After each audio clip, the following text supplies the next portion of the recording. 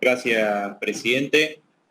Bueno, en primer lugar quería señalar una cuestión que ya se ha dicho por varios de los expositores y expositoras con respecto a que el salario no es ganancia, ¿no? Una posición que nosotros hemos sostenido siempre y hoy escuchamos que hablan desde un lado o del otro de que el salario no es ganancia, cuando tanto en el gobierno de Cristina Fernández de Kirchner se argumentaba y se sostenía en aquel momento que ese impuesto debía mantenerse para que aquellos trabajadores que ganaban un poquito más fueran solidarios con los que ganaban menos.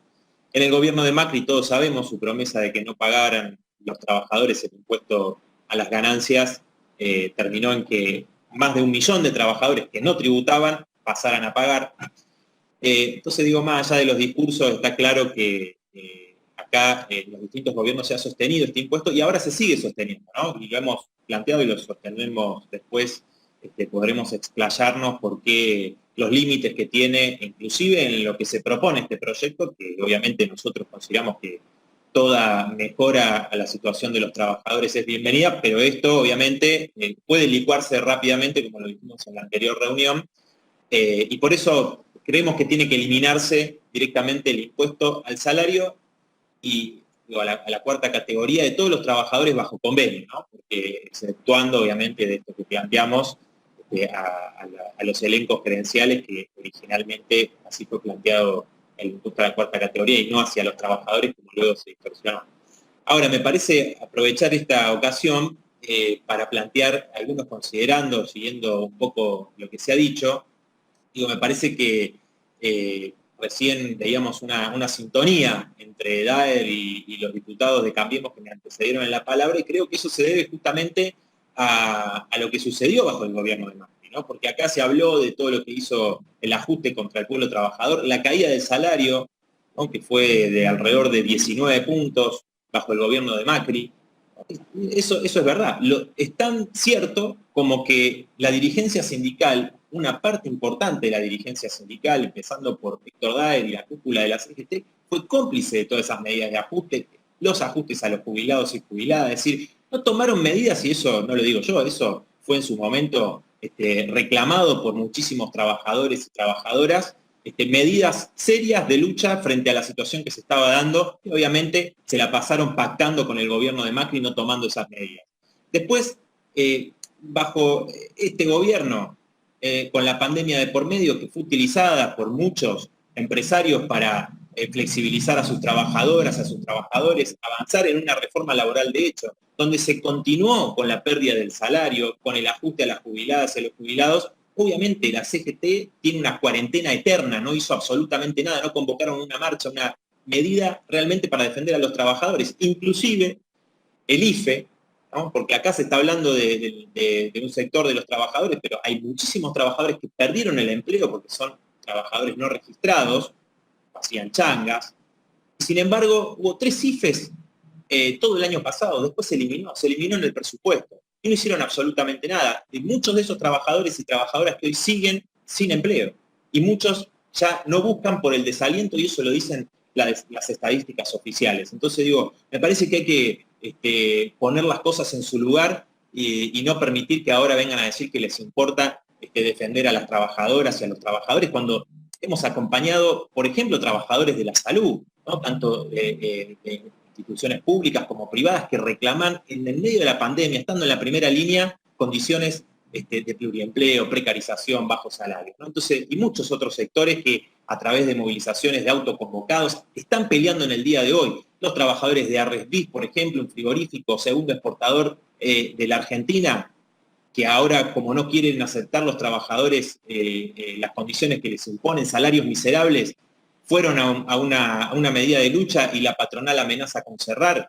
Hay muchísimos sectores de trabajadores en todo el país que están peleando, y la CGT no hace absolutamente nada para unificar esos reclamos, porque hoy, a ver, el salario mínimo que firmó la CGT, para ser claros, el salario mínimo que firmó la CGT es un salario mínimo que está por debajo de los niveles de indigencia. Entonces no vengan a decir que defienden a los trabajadores, a las trabajadoras. Esos son discursos nada más. En la realidad están dejando pasar, como lo hicieron bajo el gobierno de Macri, todas estas medidas que han perjudicado a los trabajadores, porque siguió perdiendo el poder adquisitivo. En el último año... Hola, Hola. ¿me escuchan? Sí. Sí. Sí. No, decía, una cosa que me parece importante, el tema de el salario, porque acá se habló de la canasta de pobreza. Diputado, le voy a pedir que vaya redondeando, porque Sí, hemos sí, acordado. ya voy terminando. Yo escuché a todo el mundo con mucho respeto y quiero Sí, que yo también lo estoy escuchando con respeto, le estoy terminar pidiendo. de expresar lo que... Perfecto. No, lo que le decía, acá se habla de la canasta de 56.000 pesos aproximadamente, que publica el INDEC, que son los consumos que miden los niveles de pobreza, pero los trabajadores y las trabajadoras de ATE-INDEC, de la Comisión Interna, hacen el cálculo de los consumos mínimos, que incluyen alquiler y otras cuestiones, que está alrededor de 85.000 pesos. Bueno, la gran mayoría de las trabajadoras y los trabajadores está por debajo de eso, ¿no? Y recién lo dijo, Héctor Daer lo dijo con claridad, dijo, ya no hablamos siquiera de aumento, sino de tratar de acompañar la inflación. Y eso también es falso, inclusive, porque en la medida del gobierno, la pauta oficial del 29%, está solamente en el presupuesto que está escrito. En la realidad no es así. Y los aumentos claramente que se están firmando van a quedar por debajo de la inflación, tomando en cuenta lo que ya se proyecta estos primeros meses. Entonces, justamente lo que nosotros planteamos y nos planteamos, invitamos a todas las trabajadoras, a todos los trabajadores, a apoyar a todos los que están peleando. Ahora la docencia de Santa Fe, por ejemplo, va a un paro de 3 días porque rechazó la paritaria, el aumento salarial en cuotas. Muchos trabajadores en todo el país, también docentes de Misiones, de Chaco, bueno, muchos que nos escriben todos los días porque están dando peleas solos, ¿no? Trabajadores también de Techín, ¿no? En Canning, que tuvieron que ocupar la empresa, que están reclamando, trabajadores de Youth. Muchos sectores que están dando... En la UTA han tenido que organizarse a través de autoconvocados porque los sindicatos le dan la espalda. En Jujuy, en Tucumán, en Córdoba, en muchísimos, acá mismo en la zona de Lamba, en muchísimos sectores de trabajadoras y trabajadores que están dando pelea porque la situación y la bronca está creciendo y eso justamente será con los dirigentes a la cabeza o con la cabeza de los dirigentes, porque los trabajadores y las trabajadoras no van a soportar que se siga atacando todo el tiempo sus condiciones de vida, mientras muchos empresarios, ahora los vemos, está de moda los empresarios llorones, que se los pone en los medios de comunicación a los empresarios como víctimas, cuando entre ellos este empresario de AFIP se está llenando de plata, se llena de plata y los compañeros trabajan 12 horas por día, viven para trabajar, ya no les queda tiempo libre ni para estar con su familia, no les alcanza para llegar a fin de mes, están los aumentos de la nafta, ahora de la luz, del gas. Entonces, por eso nosotros vamos a seguir apoyando cada una de las luchas que se den para que se unifiquen y se conquisten todas las demandas de los trabajadores y las trabajadoras. Muchas gracias, señor presidente.